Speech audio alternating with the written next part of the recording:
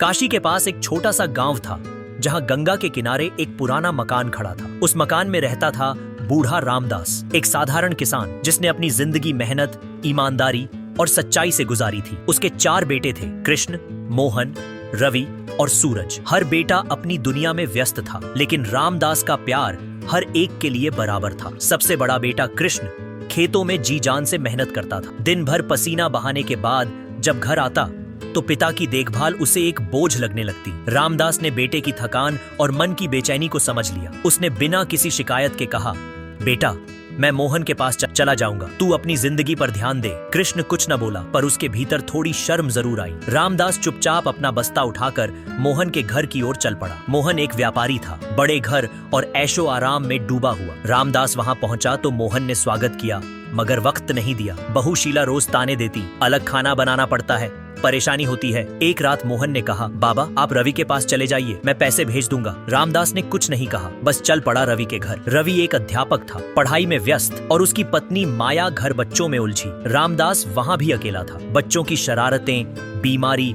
और उपेक्षा सब सहते हुए वह फिर एक दिन रवि की बात पर चुपचाप चल पड़ा, सूरज के घर की ओर। सूरज, सच्चा प्यार। सूरज एक मजदूर था। उसकी पत्नी राधा अपने ससुर को पिता की तरह मानती थी। उन्होंने रामदास का दिल से स्वागत किया, दवाइयों का ध्यान, समय देना, बातें सुनना, सब कुछ किया। रामदास को पहली बार सुकून मिला, लेकिन अब उसकी सेहत बिगड़ रही थी। एक रात उसने सूरज को पास बुलाकर कहा, मेरे मरने के बाद पंडित विश्वनाथ से मेरी अमानत लेना और अपने परिवार के लिए इस्तेमाल करना। कुछ दिन बाद रामदास चल बसा। सूरज ने भाइयों को बुलाया, सब आए, पर पछतावा उनके चेहरों पर साफ था। अमानत और सबक। सूरज ने बाबा की कही बात याद रखी और पंडित से अमानत मांगी। एक संदूक में कुछ गहने, जमीन के कागज और थोड़ी सी अशर्फियां थीं। सूरज ने भाइयों को बुलाया और कहा, ये बाबा ने मेरे लिए छोड़ा था, लेकिन मैं इसे सबके साथ बांटना चाहता हूँ। भाई तुरंत लालच में आ गए और सूरज ने सबको बराबर बांट दिया। समय ने पलटी मारी। कृष्ण की जमींदारी खत्म हो गई, मोहन का व्यापार डूब गया और रवि की नौकरी चली गई। लेकिन सूरज ने बाबा की दी सीख, ईमानदारी और सेवा को अपनाकर काशी में छोटा सा व्यापार शुरू किया। मेहनत रंग लाई और वह गांव का सबसे सम्मानित आदमी बन गया। भाई मुश्किल में पड़े